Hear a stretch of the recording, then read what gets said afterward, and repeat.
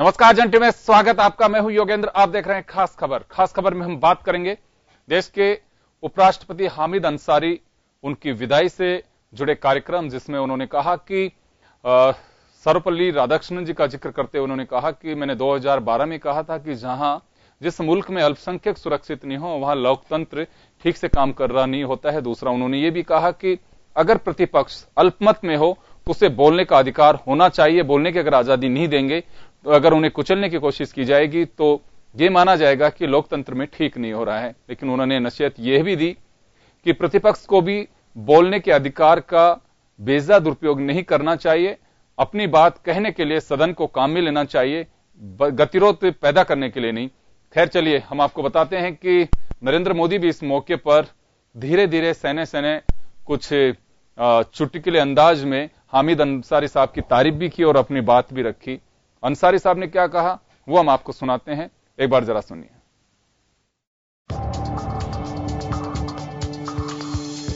प्रधानमंत्री मोदी ने कई बार अपने संबोधनों में अल्पसंख्यक समुदाय के हितों की बात कही है। इसका एक मकसद भी है केंद्र सरकार की अल्पसंख्यक विरोधी छवि को दूर करना। लेकिन मोदी सरकार की छवि दूर होने का नाम नहीं ले रही है।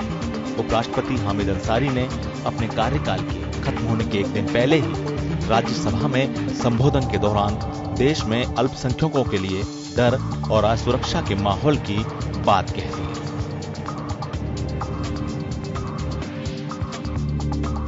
उपराष्ट्रपति अंसारी ने कहा कि मैंने 2012 में डॉक्टर सर्वपल्ली राधाकृष्णन के हवाले से कुछ कहा था। आज भी मैं उनके शब्दों को कोट कर रहा हूं। किसी लोकतंत्र की पहचान इससे होती है कि उसमें अल्पसंख्यकों को कितनी सुरक्षा मिली हुई है। लोकतंत्र में अगर विपक्षी समूहों को स्वतंत्र होकर और खुलकर सरकार की नीतियों की आलोचना करने की इजाजत ना हो तो वे अत्याचार में बदल जाती है। In this context, I would like to recall, as I did in August 2012, the words of the most distinguished of my predecessors, Dr. Sarvapalli Radhakrishnan, and I quote, "A democracy is distinguished by the protection it gives to minorities. A democracy is likely to degenerate into a tyranny if it does not allow the opposition groups to criticize freely and frankly the policies of the government." उपराष्ट्रपति हामिद अंसारी का अल्पसंख्यकों के माध्यम से निशाना संसद में विपक्ष की आवाज दबाने को लेकर भी था। उन्होंने इशारों में ही ये भी कह दिया कि संसद में अगर विपक्ष अल्पमत में है तो उसे भी अपनी आवाज उठाने का पूरा मौका दिया जाए। ब्यूरो रिपोर्ट, जन टीवी न्यूज। तो चलिए, आपने सुना हामिद अंसारी साहब ने कहा कि अल्पसंख्यकों में भय और डर का माहौल है जो होना नहीं चाहिए। अगर किसी मुल्क में अल्पसंख्यक अगर डरे हुए हैं, सहमे हुए हैं, तो उस लोकतंत्र में सब कुछ सुरक्षित नहीं कहा जा सकता। यानी कि सीधा सीधा वर्तमान सरकार पे एक तरह से तंज और कटाक्ष और एक आईना दिखाने की कोशिश की हामिद अंसारी। उनका विदाई का आखिरी भाषण, उनका कार्यकाल का आखिरी दिन, 2 टर्म उन्होंने पूरे किए हैं। 2012 का जैसे उन्होंने जिक्र डॉक्टर सर्वपल्ली राधाकृष्णन जी का किया, उसी को आगे बढ़ाते हुए उन्होंने बात कही थी। चले, हमारे साथ इस वक्त हमारा पैनल जुड़ चुका है और हमारे पैनल में हमारे साथ हैं महेश शर्मा साहब हैं, वरिष्ठ पत्रकार और समीक्षक। कांग्रेस से अर्चना शर्मा जी हैं और धुरेंद्र मेघवाल जी भाजपा नेता हमारे साथ इस वक्त मौजूद हैं। महेश जी, आपसे जानना चाहूंगा कि अंसारी साहब ने अपने विदाई भाषण के दौरान ये बात कही कि जिस मुल्क में अल्पसंख्यक असुरक्षा की भावना रखते हो, वो उस मुल्क में सुरक्षा की भावना अगर घर नहीं कर रही है तो कहीं ना कहीं ये माना जा सकता है कि लोकतंत्र ठीक से काम नहीं कर रहा है। तो ये वर्तमान सरकार पे एक कटाक्ष कह सकते हैं, उसे आईना दिखाने की बात कही जा सकती है। इसमें कोई दोहरा ही नहीं है कि जिस तरह से उन्होंने आईना दिखाया इस माध्यम से, ये इसको सकारात्मक रूप में लिया जाना चाहिए, न कि आलोचनात्मक रूप में। क्योंकि जो बहुत बड़े जिम्मेदार पद पे रहे हैं, उपराष्ट्रपति रहे हैं हामिद अंसारी साहब, और इससे पूर्व में जो प्रणब दास जो हैं वो भी रहे हैं, तो उन्होंने भी अपने विदाई समारोह में कुछ ऐसे संकेत दिए थे जो मौजूदा सरकार के लिए एक दिशा निर्देश के रूप में थे। अब रहा सवाल कि लोकतांत्रिक मर्यादाओं में इसमें क्या होना चाहिए, तो इसमें कोई दो राय नहीं कि लोकतांत्रिक मर्यादाओं में हर व्यक्ति को समान अधिकार मिले हुए हैं, अभिव्यक्ति की स्वतंत्रता मिली हुई है, और साथ साथ ये है कि सब धर्मों की आस्था को मनाने की भी मतलब उसमें स्वतंत्रता दी गई है। अब जब कभी भी किसी भी खास करके अल्पसंख्यकों में ये होता है कि एक दो घटना अगर देश में हो जाती है तो वो एक काफी ऐसा मतलब माहौल क्रिएट हो जाता है जैसे बहुत बड़ा जुल्म ढाया जा रहा है या कुछ है। ये उनका एक इशारा ये था, पहलू खां के मामले को लेकर के था, एक ट्रेन में से एक युवक को उठा करके पीट करके मारने वाले मामले। बिल्कुल हाँ, इसमें कोई बात रामगढ़ के जुनैद का मामला था, राष्ट्रपति ने भी उठाया था।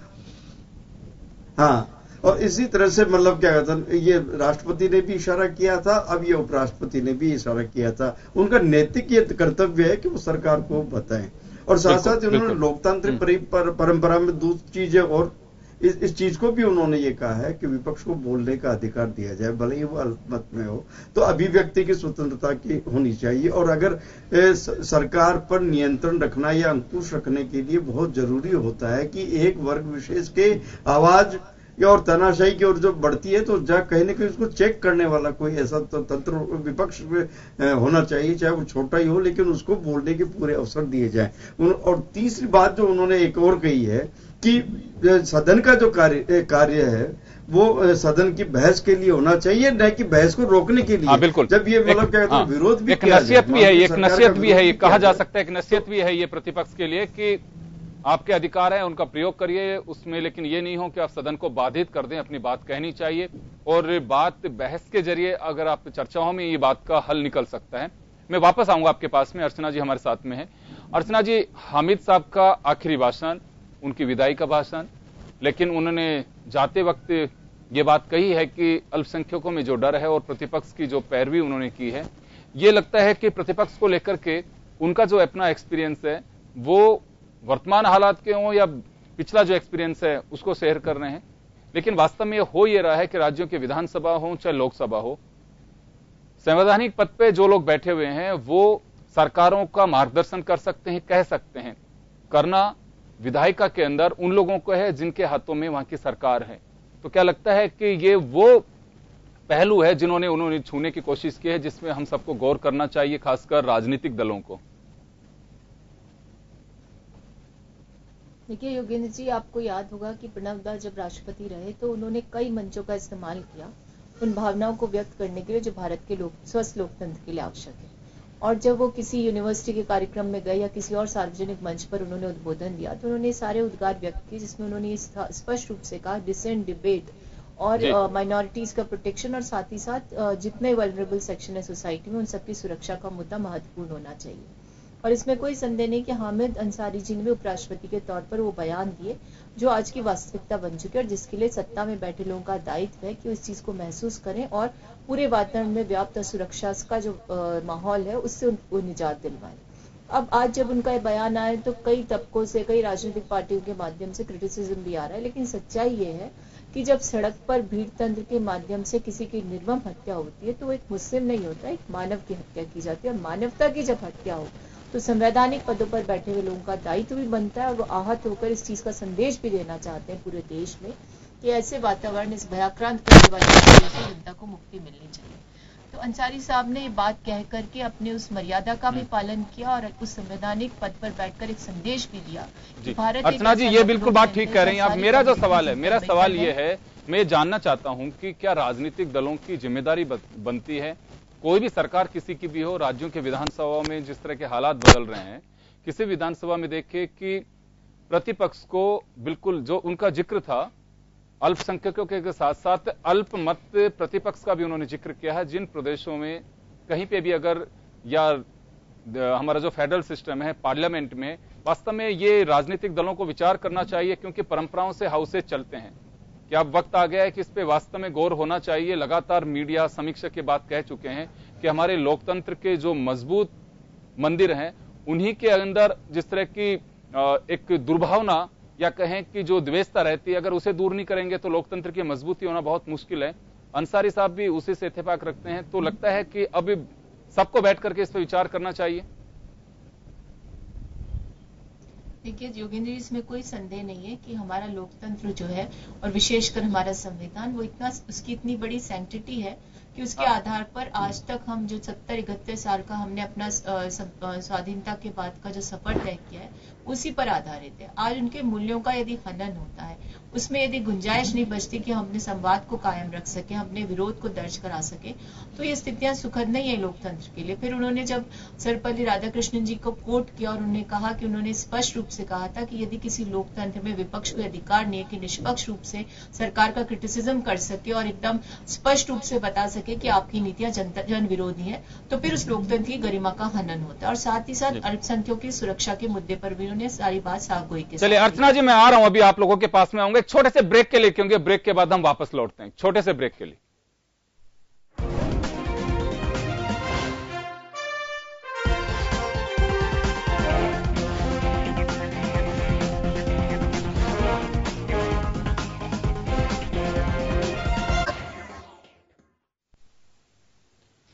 ब्रेक के बाद एक बार फिर आपका स्वागत है। आप देख रहे हैं खास खबर और हम बात कर रहे हैं देश के 14वें उपराष्ट्रपति हामिद अंसारी साहब के विदाई समारोह की। उनका आखिरी भाषण संसद में जो रहा, इस वक्त जब वो स्पीच दे रहे थे तो उन्होंने सरकार को काफी कुछ कहा कि अल्पसंख्यक जो हैं वो सुरक्षा की भावना नहीं है, उनमें डर बैठा हुआ है। दूसरी ओर उन्होंने ये भी कहा कि जो अल्पमत प्रतिपक्ष होता है उसे बोलने दिया जाना चाहिए, उसे दबाया नहीं जाना चाहिए। साथ ही प्रतिपक्ष को भी ये कहा कि बोलने की आजादी है, लेकिन सदन को बाधित करने की आजादी नहीं है।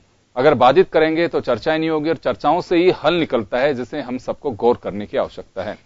चलिए, भाजपा नेता धुरेंद्र मेघवाल इस वक्त हमारे साथ में। धुरेंद्र जी, आपका स्वागत है। जानना चाहूंगा कि हामिद अंसारी साहब ने जो कुछ कहा संवैधानिक पद पे रहते हुए उन्होंने कहा, क्योंकि उनका रिटायरमेंट रात 12 बजे तक के लिए उनके लिए है, और उन्होंने जो कहा कि अल्पसंख्यकों में डर की भावना है। जो लोकतंत्र में अगर डर की भावना है तो सुरक्षा का माहौल कैसे पैदा हो सकता है? जी धुरेंद्र जी, आप क्वेश्चन वापस करें, माइक्रोफोन वापस क्वेश्चन। लोकतंत्र में अल्पसंख्यकों को डर की भावना। धुरेंद्र जी, सवाल मेरा यह है कि मैं सबसे पहले धुरेंद्र जी, मेरा सवाल यह है, अगर आप मुझे सुन पा रहे हैं, हामिद अंसारी साहब ने कहा है कि वर्तमान जो स्थितियां बनी हुई है मुल्क के सामने, उसमें माइनॉरिटीज यानी कि अल्पसंख्यकों में एक डर की भावना है जो होनी नहीं चाहिए। किसी भी लोकतंत्र में सुरक्षा की भावना जब तक नहीं होगी, जब तक हम लोकतंत्र के सफलता का हम बयान नहीं कर सकते। साथ ही उन्होंने ये भी कहा है कि अल्पमत प्रतिपक्ष को भी बोलने की आजादी होनी चाहिए। जी धुरेंद्र जी, मैं आपके चैनल के माध्यम से ये निवेदन करना चाहता हूं कि हर वक्त जब अल्पसंख्यक का मुद्दा आता है और असहिष्णुता की बात आती है, आप ये देखें, जब भी ये बात उठी जाती है, सिनेमा स्टार या जो 400 करोड़ भारत की जनता के माध्यम से कमाने वाला व्यक्ति हो, उच्च पद पर सर्वोच्च पद पर बैठने वाला राजनीतिक पार्टी का व्यक्ति हो, इस प्रकार राजनीतिक दल के ओवैसी जैसे व्यक्ति हो, आम जनता के बारे में अगर बात करें तो उसका उदाहरण आपको यूपी चुनाव के अंदर जनता ने दिया है। अगर इस प्रकार का परोक्ष अगर हमें जनता ने जनाधार दिया है तो इसमें क्या मुस्लिम समाज नहीं है? उसके अंदर मुस्लिम समाज भी शामिल है। तो इस प्रकार की बात करना, सर्वोच्च पद पर बैठे व्यक्ति की बात करना, मैं आपके चैनल माध्यम से स्पष्ट करना चाहता हूं कि अपनी बातों को यहाँ विराम दें और ऐसे उच्च पद पर गरिमा के पद के ऊपर बैठे व्यक्ति को इस प्रकार वक्तव्य, देश के सर्वोच्च पर बैठे व्यक्ति को इस प्रकार वक्तव्य देना, ये बिल्कुल ही गलत है। और धुरेंद्र जी, एक मेरा छोटा सा सवाल है यहाँ पे। धुरेंद्र जी, एक छोटा सा सवाल है। लगातार जो बात उठ रही है, राष्ट्रपति जी ने भी कहा कि भीड़ का जो हिस्सा अपराध का एक हिस्सा बनता जा रहा है, भीड़ इकट्ठी होती है, हर किसी का भी मर्डर कर दिया जाता है, कानून लोग हाथ में ले रहे हैं। उनका इशारा पिछले कुछ दिनों से जिस तरह के घटनाक्रम हो रहे हैं उनकी ओर इंगित था। जो राष्ट्रपति की बात कर रहा हूं, हामिद अंसारी साहब भी उसी का जिक्र कर रहे हैं। अगर संवैधानिक पद पे बैठे हुए लोग ये बात कह रहे हैं तो कहीं ना कहीं उनको ऐसा महसूस होता होगा जब भी वो कह रहे हैं। हमें किस भावना से देखना चाहिए कि यूपी के रिजल्ट के जरिए उत्तर देना चाहिए? हामिद अंसारी जी मुस्लिम समाज की बात कर रहे हैं और मैं उनसे आपको फिर निवेदन करना चाहता हूं आपके चैनल के माध्यम से, मुझे बताएं, मुस्लिम समाज जहां स्वतंत्रता की बात करते हैं, खौफ की बात करते हैं, नमाज अदा कहां करते हैं? एक संख्या बल के रूप में नमाज अदा कहां होती है? कश्मीर के अंदर जब पत्थर फेंकने वाला कौन व्यक्ति है? उसके बावजूद उसको संरक्षण देने वाला व्यक्ति कौन है? उसके बाद सपोर्ट लेने वाला व्यक्ति कौन है? क्या इस प्रकार की बात करना भारत के अंदर क्या ये ठीक है? मैं इसको बिल्कुल उचित नहीं समझता इस बात को लेकर। अगर उच्च पद पर बैठे व्यक्ति से बात करता है वो देश के हित में नहीं है। जी, क्या माना जाए इसे?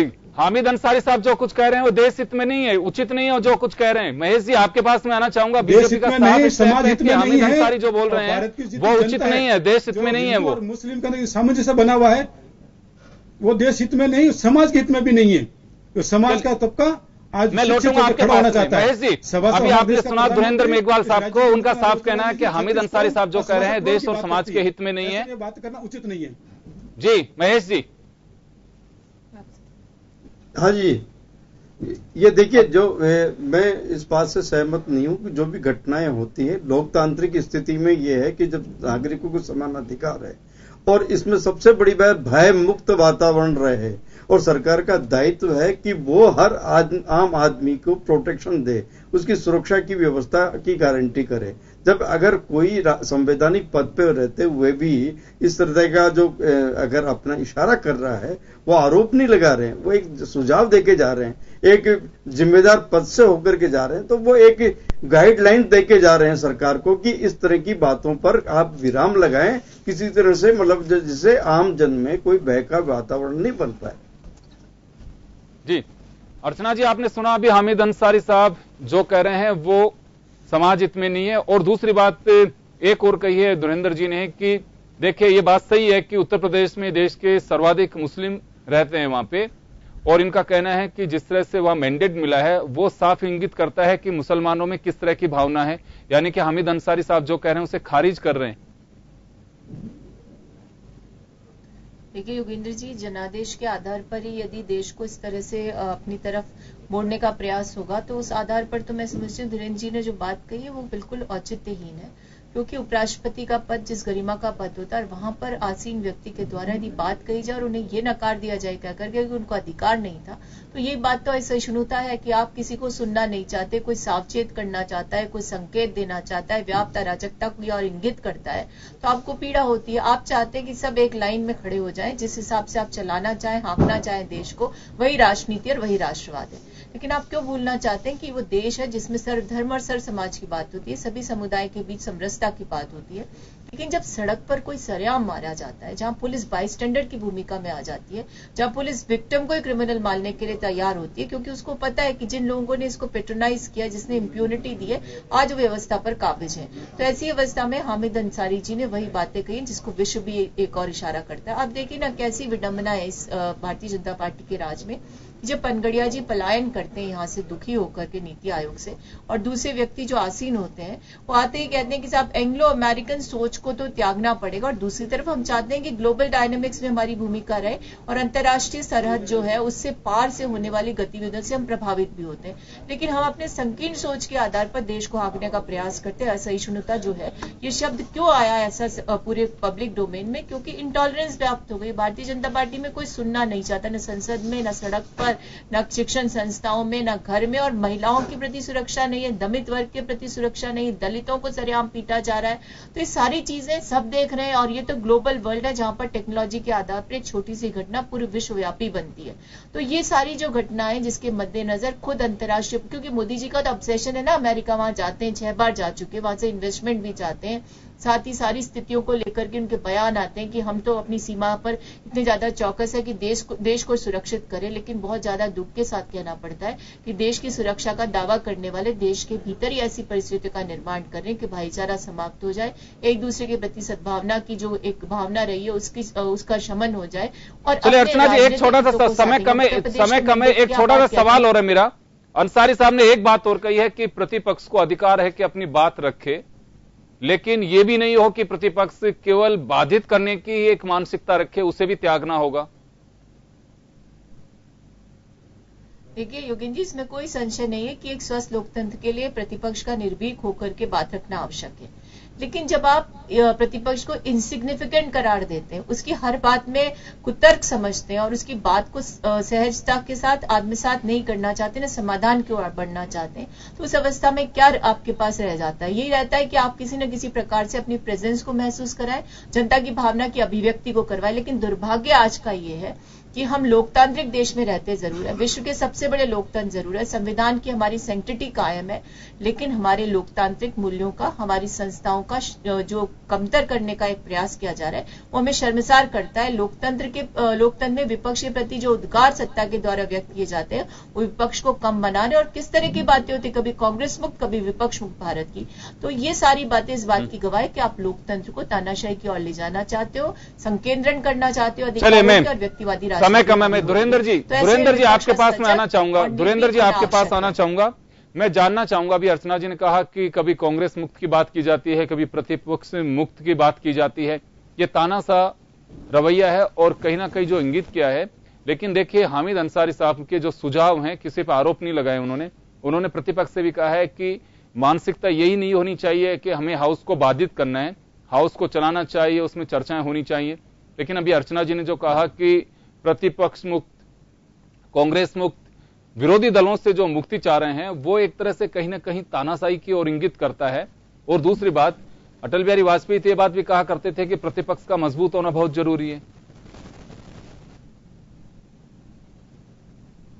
मैं आपको निवेदन करना चाहता हूं, अभी जो अर्चना जी ने बताया कि वो कह रहे कांग्रेस मुक्त हमारा सदस्य है, उसकी विचारधारा से मुक्त। जिस प्रकार 70 साल के अंदर सबसे ज्यादा कांग्रेस ने राज किया और राज करने के उपरांत जिस समाज की बात हामिद अंसारी जी कर रहे हैं, उस समाज की आज स्थिति क्या है वो आप देखें एक बार। रही सवाल लोकतंत्र की बात, आज भी लोकतंत्र इसी प्रकार है जिस पर आजाद भारत देश हुआ था।